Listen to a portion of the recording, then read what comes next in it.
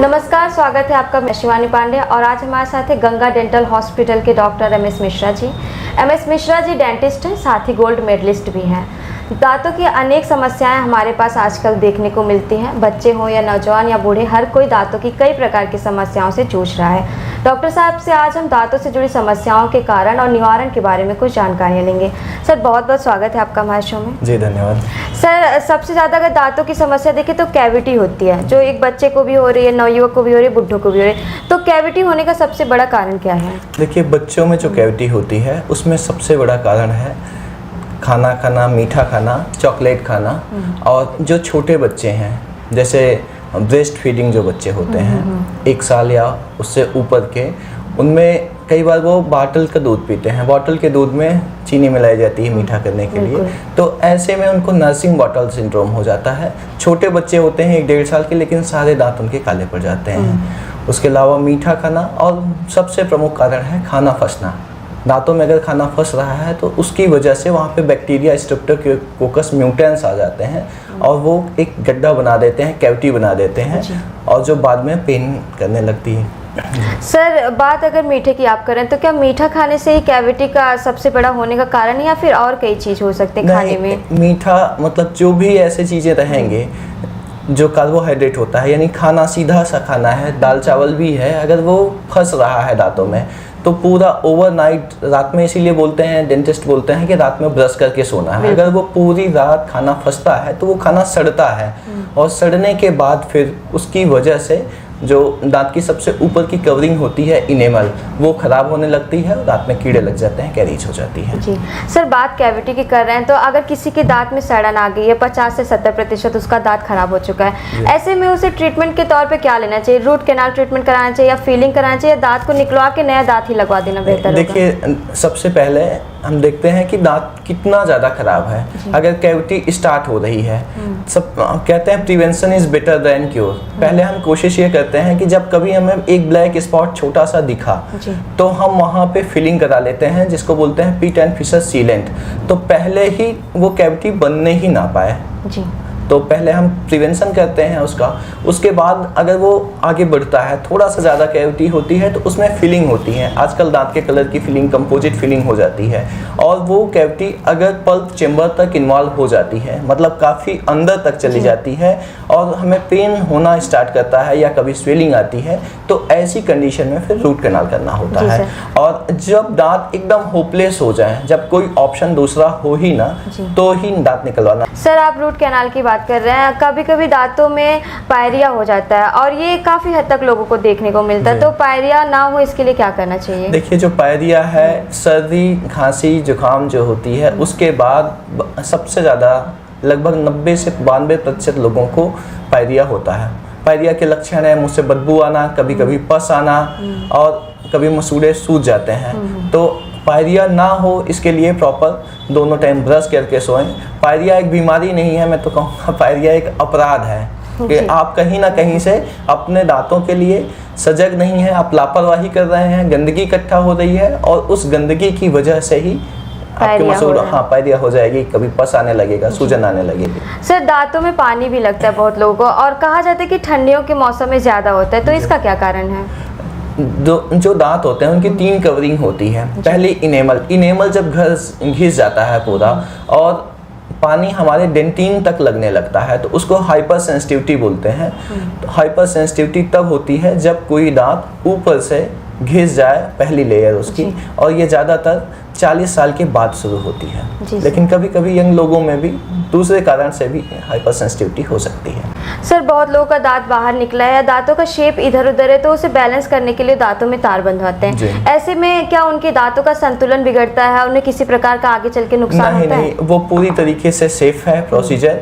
और आजकल, पहले ये कम आते थी समस्याएं, क्योंकि पहले की लाइफ स्टाइल, लोग गन्ना खाते थे, दातुन करते थे, तो जो दूध के दांत होते थे वो समय पे टूट जाते थे। आजकल हमारी वो लाइफ स्टाइल खत्म हो गई है, बच्चे इतना कुछ कड़ी चीज़ें नहीं खाते हैं, जिसकी वजह से उनके दूध के दांत रह जाते हैं। तो जब परमानेंट दांत आते हैं, वो या तो प्राइमरी टीथ के आगे आ जाते हैं दूध वाले दांतों के, या तो पीछे आ जाते हैं। जब वो दांत आगे पीछे आते हैं तो फेस ठीक दिखने के लिए, दांतों को बैलेंस दिखने के लिए दांतों में वायर लगाए जाते हैं। इससे कोई भी दिक्कत नहीं होती है, उसका कोई कॉम्प्लिकेशंस बाद में नहीं दिखता। सर अगर कुछ डाइट की बात करें तो कैल्शियम बहुत ज़रूरी है दांतों के लिए, तो ऐसे में क्या खाना चाहिए अच्छे दांतों के लिए? जो भी बैलेंस डाइट है, कैल्शियम और फास्फोरस दोनों चीज़ें दांत और हड्डियों दोनों के लिए ज़रूरी हैं।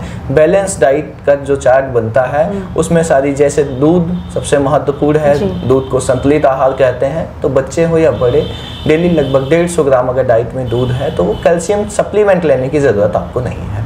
सर दांतों में कभी कभी तेज झंझनाहट भी होती है, तो इसके पीछे क्या वजह है? झंझनाहट हो या पानी लगना हो, ये सारा कुछ सेंसिटिविटी है, और सेंसिटिविटी की वजह है दांत की ऊपरी कवरिंग का घिस जाना।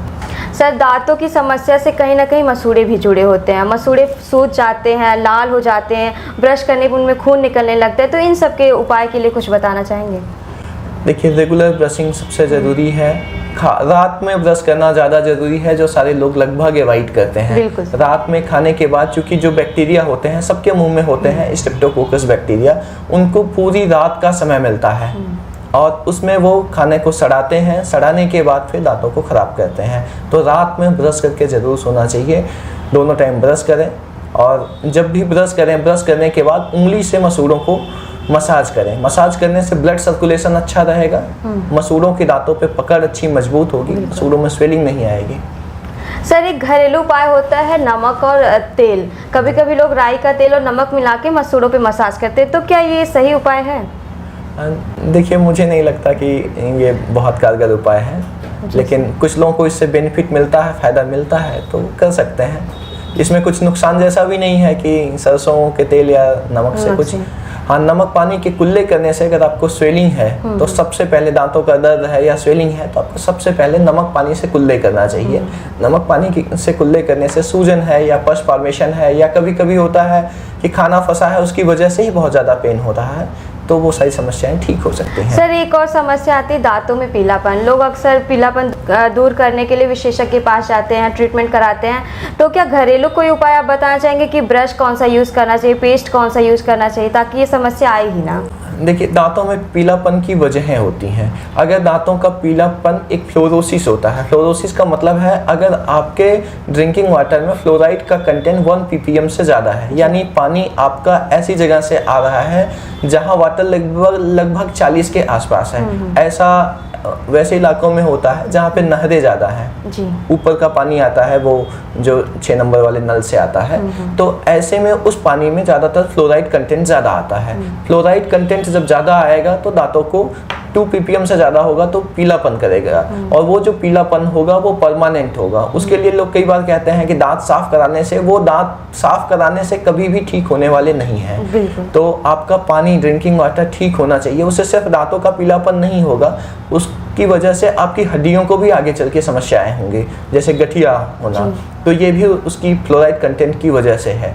लेकिन अगर आपकी गंदगी जमा है उसकी वजह से पीलापन आ रहा है, तो मैं किसी पेस्ट को तो रिकमेंड, लेकिन जैसे डाबर लाल है, दंत कांति है, ऐसे पेस्ट जिन पे रिसर्च कम हुआ है, ऐसे पेस्टों को अवॉइड करना चाहिए। या मार्केट में लोकल कोई भी पेस्ट आ रहा है, नॉर्मली मैं कोलगेट को कहूँगा कि ये एक अच्छा पेस्ट है क्योंकि इस पर रिसर्च काफ़ी हुई है। कोलगेट अच्छा पेस्ट है, इसको करना चाहिए। और ब्रश कोई भी करें, किसी कंपनी का करें, उसके ब्रिसल सॉफ्ट हो, सॉफ्ट होनी चाहिए, अच्छे सॉफ्ट ब्रिसल का ब्रश करना चाहिए। सर बात पेस्ट और ब्रश की हो रही, तो लोग जो दातुन करते हैं कई प्रकार के, नीम का हो गया, अदर पेड़ों के टहनियों से करें, तो ये क्या लाभदायक होता है या नुकसान करता है? दातुन बहुत ज़रूरी है।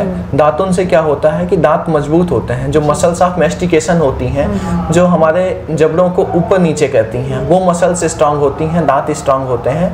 तो दातुन करना अच्छा है, लेकिन दातुन करने के बाद भी ब्रश कर लेना चाहिए, क्योंकि कई बार दांतों के बीच में जो गैप होता है उसको हम नहीं ठीक से क्लीन कर पाते हैं। तो ऐसे में दातुन भी जरूरी है। दातुन का अपना महत्व होता है। जैसे नीम की दातुन है तो उसकी एंटीबैक्टीरियल प्रॉपर्टी होती है, अच्छी है। दातुन के बाद ब्रश करना चाहिए। सर कुछ बताना चाहेंगे, कोई सजेस्ट करना चाहेंगे दर्शकों को दांतों से संबंधित?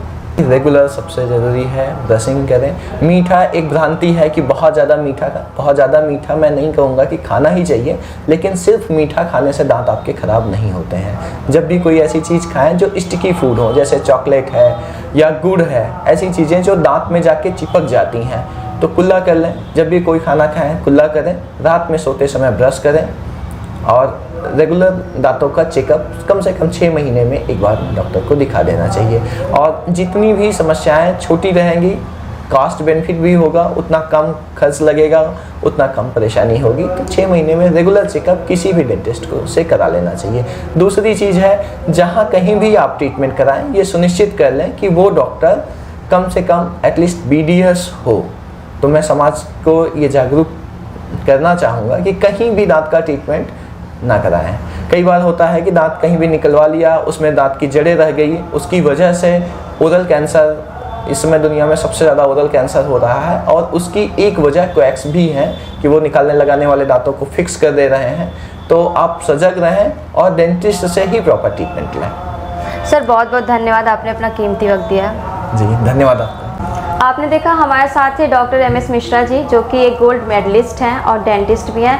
डॉक्टर साहब ने बताया कि मीठा खाना ही एक बहुत बड़ा भ्रम है कि इससे ही कैविटी बढ़ता है। दरअसल ऐसी चीज़ें जो दांतों में जाके चिपक जाती हैं, हमें उसे खाने के बाद अपने दांतों को अच्छे से ब्रश करना चाहिए, साफ़ करना चाहिए, और कम से कम दिन में 2 बार सोते समय ज़रूर ब्रश का इस्तेमाल करें। ऐसे ही तमाम बीमारियों से सर ने हमें अवगत कराया। नमस्कार।